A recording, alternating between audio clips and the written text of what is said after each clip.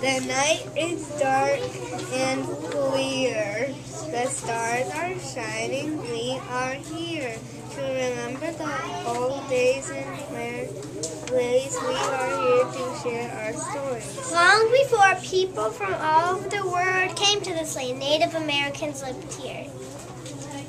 We lived in the forest and fields. The animals were very close to us. We felt that animals were as important as people, and we lived in forests and fields, so the animals were very close to us. We felt that animals were as important as people and that they could talk. We thought animals had magic powers. This story is about Coyote. He was a good hunter, swift and light on his feet. He was a handsome animal, but not as happy as a coyote. He wanted to be just like his animal friends. He spent a lot of time and energy trying to imitate them. As our story begins, a hungry coyote is going to the top of Blue Mountain to see his friend Raven. Hello, my friend. Why do you look so tired and sad on this beautiful day? I'm hungry, Raven. I've been out for hours, but my hunting hasn't been good today. I'll be happy to help. Let me just go get my bow and arrow. Raven shot the arrow up into the air, came down through his wing without harming him. Go, Raven. Raven had magic powers. When his arrow hit the ground, there was a huge piece of buffalo meat at its tip.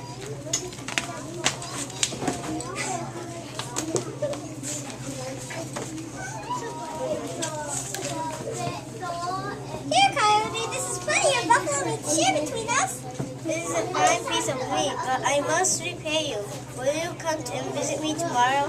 Yes, Coyote, of course I'll be very pleased to come. The next day, Raven came down from Blue Mountain to visit Coyote. Coyote had made a new bow and arrow that looked just the same as Raven's.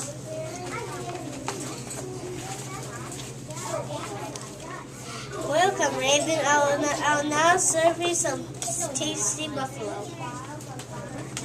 Coyote was ready to shoot his arrow straight into the air. Wait, Coyote, don't!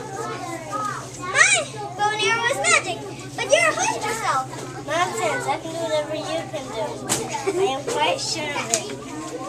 Coyote shot the arrow into the air. It came straight down and scraped the edge of his foot before it hit the ground. Coyote's arrow is not magic. There is no meat at the arrow's tip. There was only Coyote with a hurt foot. Ouch!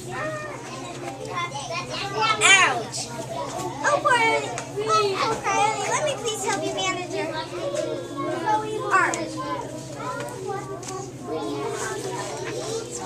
Thank you, Raven. I'm afraid that I don't have any food for you now. I'm sorry. Don't worry. Next time I'll come. You will have gone hunting in your usual ways, and we'll enjoy some delicious buffalo together. Well, I'm not a magical hunter like you. No, but you're a fine skilled hunter, so you don't need magic skills to get your food.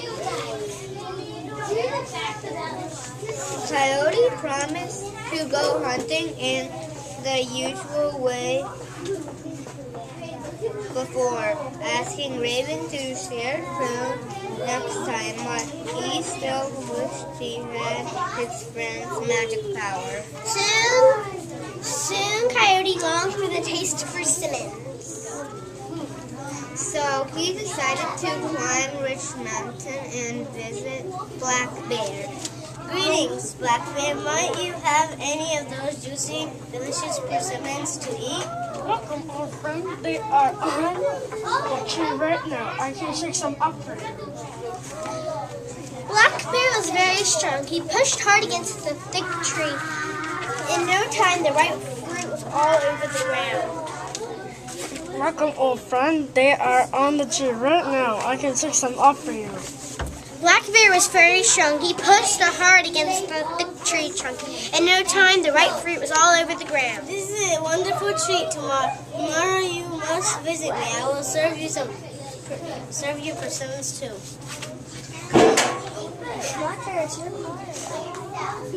Black Bear was puzzled. He didn't think his friend Coyote was big enough to shake the fruit from a tree, but he agreed to visit the next day.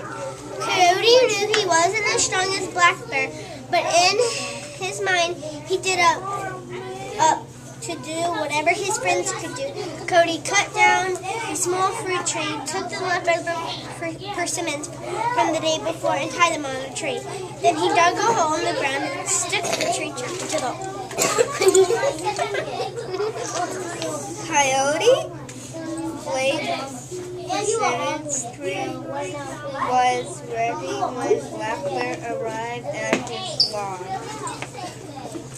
Welcome, Black Bear. Would you like to taste some of my persimmons? Yes, indeed. Thank you. They do look very tasty, and I am very hungry.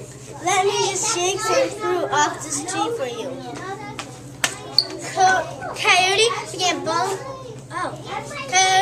bumming the tree with his head. Yes, indeed. Thank you. They do look very tasty, and I am very hungry. Let me just shake some fruit off this tree for you. Coyote began bumming the tree with his head. He shook and he bumped and he shook some more. Be careful. You're going to hurt yourself. Let me help you get that fruit, Coyote. Nonsense. I can do whatever you can do. I'm quite sure of it. So Coyote bumped the tree even harder, but the fruit was still tied on very tight. Before long, the tree fell on a loud crash. Crash! Coyote got quite a bump on the head, and not a single persimmon came off the tree. Sit down and rest, Coyote. That bump must be very painful. Yes, it does hurt. I feel a little dizzy too. Here, let me help you untie these persimmons for you. Whatever you were thinking, what a silly idea. Yes, maybe it was. I wanted to be strong like you, but it didn't work. I may be strong, Coyote, but you run much faster than I do. I can't be quick like you any more than you can be strong like me. Coyote and Black Bear munched on the persimmons, and Coyote agreed to let's powerful friend shake the fruits off them off. Coyote and Black Bear munched on the persimmons, and Coyote agreed to let his powerful friend shake the fruit from then on.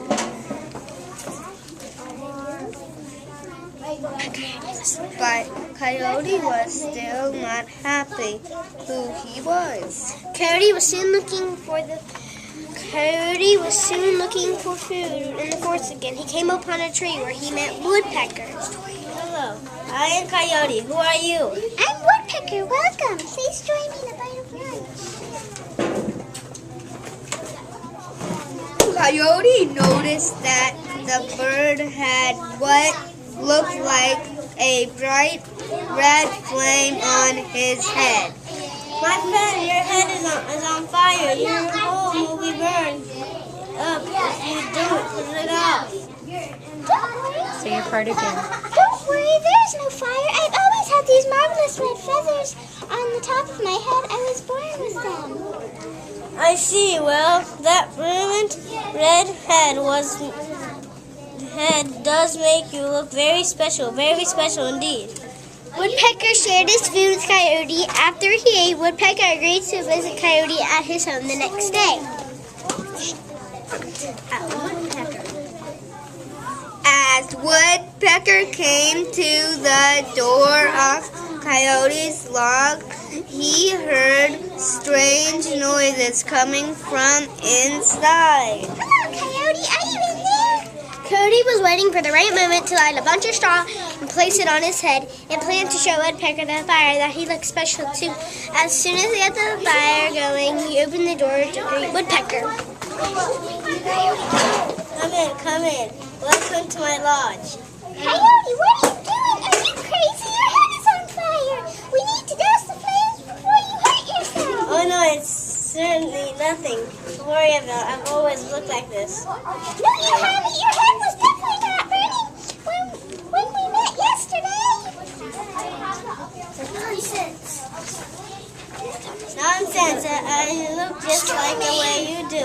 I am quite sure of it.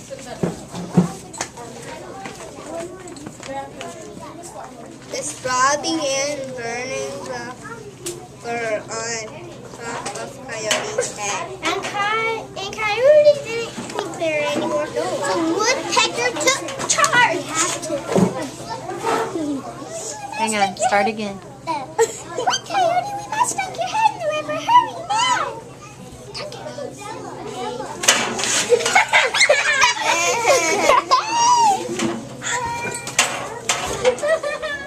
Luckily, Coyote lived next to a river.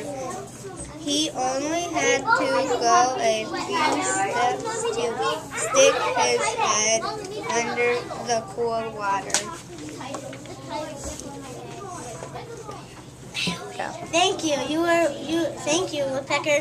You were right. My head was on fire. Why would you do such a thing? Your red feathers are so wonderful, but my fur is a dull brown. But you're such a handsome animal, Coyote. Don't you realize it's much better to just be yourself? Yes, I believe. I finally learned that the hard way, and it's much easier to just be yourself.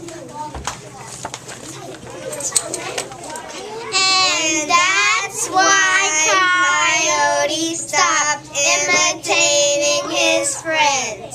Our story is at the end. Think about what you have learned from Coyote. Share this story with others. This is our tradition.